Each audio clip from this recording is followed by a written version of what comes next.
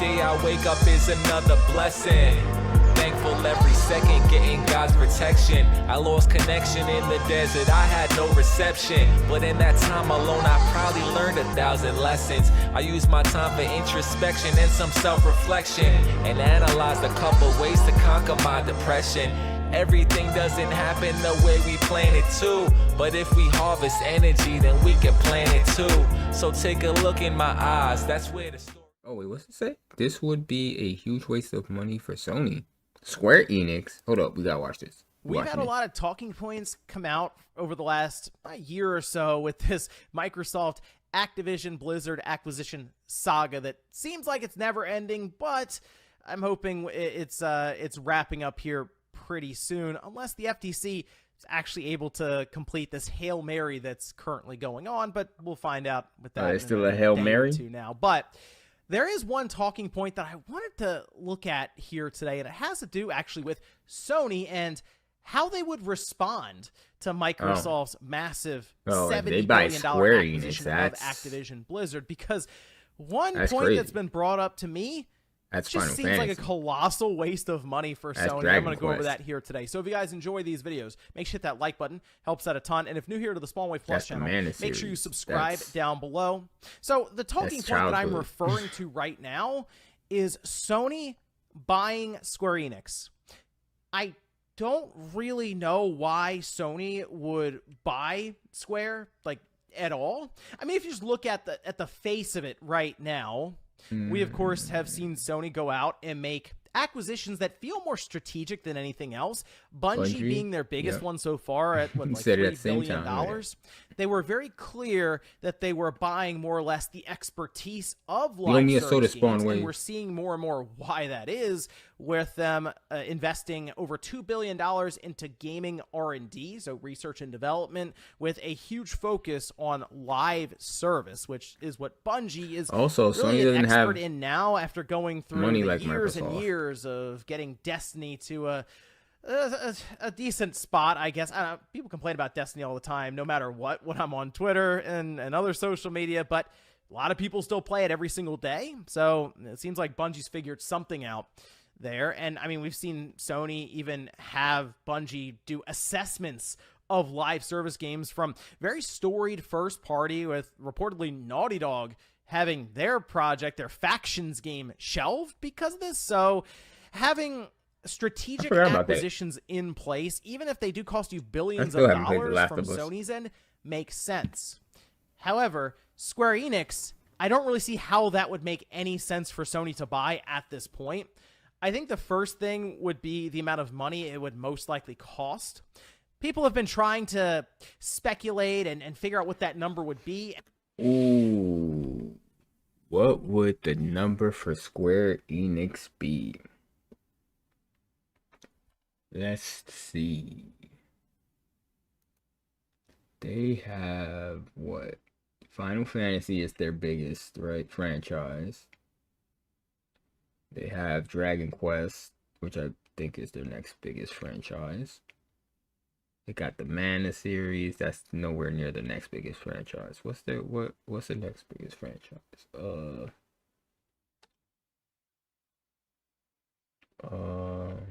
Let me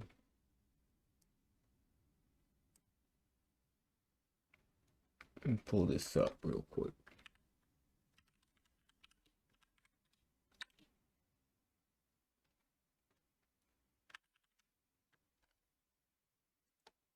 All right.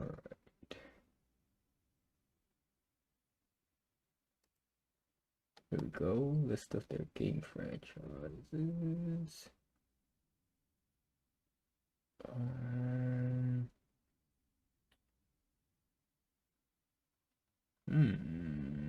not seeing anything. Like I said, Final Fantasy, Dragon Quest.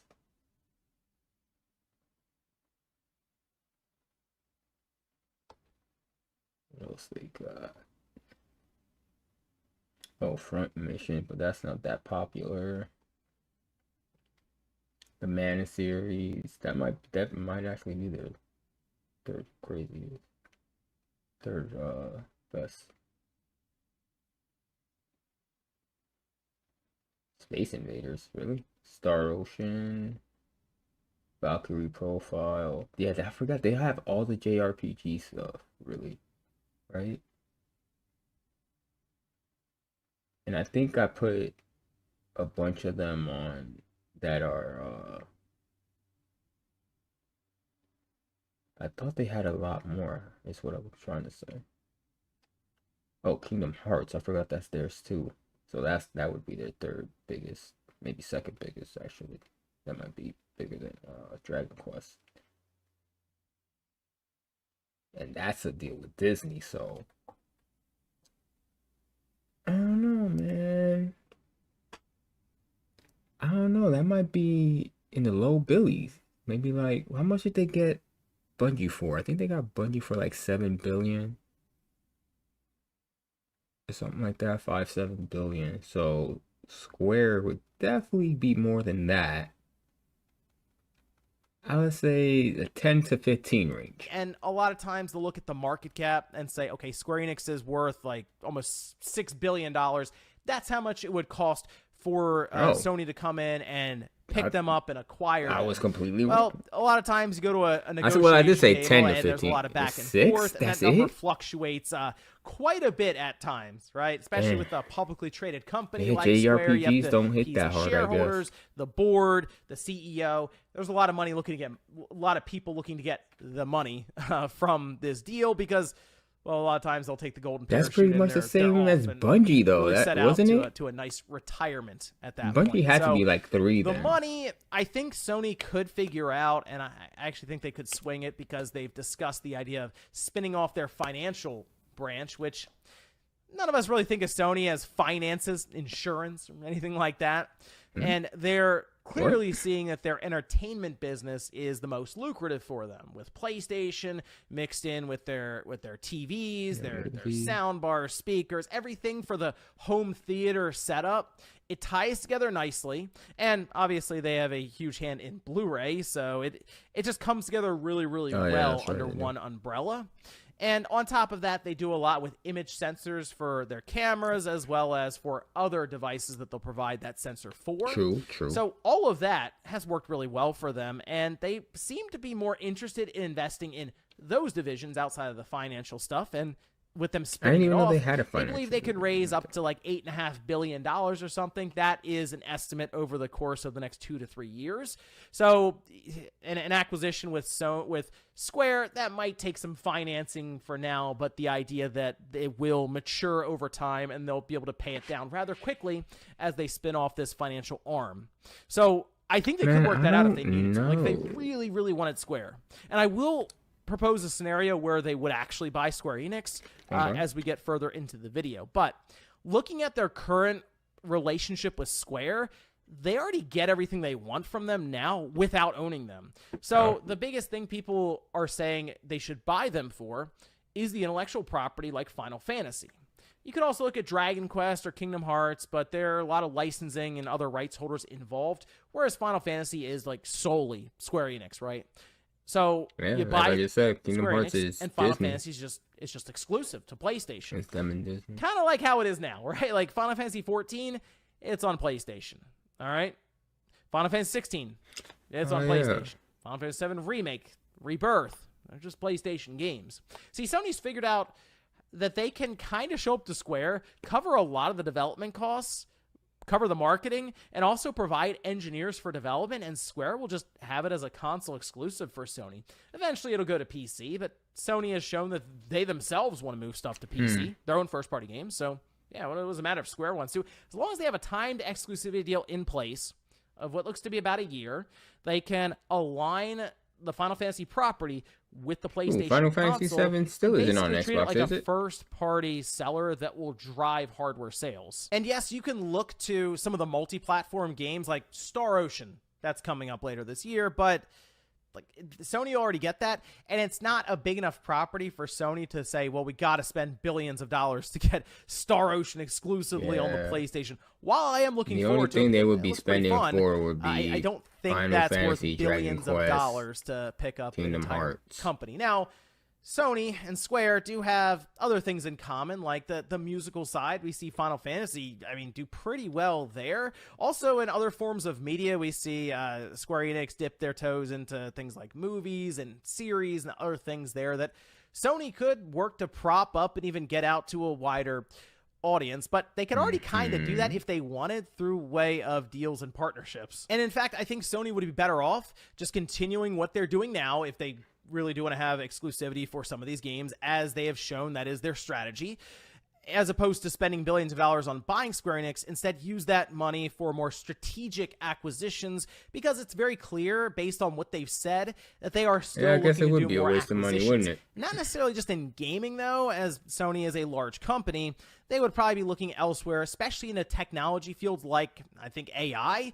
They'll look to most likely invest there, or continue sort of these smaller investments that they are doing into different publishers and developers. Like they bought shares in FromSoft, parent company, I believe. But if not Square, who else are they going to buy? Nintendo even will have shares or minority stakes in some of these publishers, like a Bandai Namco, like a Capcom, and others. So that is something they could do. Like we saw the large infusion of cash that they put into Epic, obviously around Unreal Engine, because they see that as more of a thing for the future with just entertainment. We see it showing up in movies now, and we see it obviously in games. And so Sony wanted to have a part of that. Now, the thing that I think could actually push Sony over the edge to buy Square Enix would be more of a defensive acquisition. And this is something we saw recently with Nintendo and Next Level Games.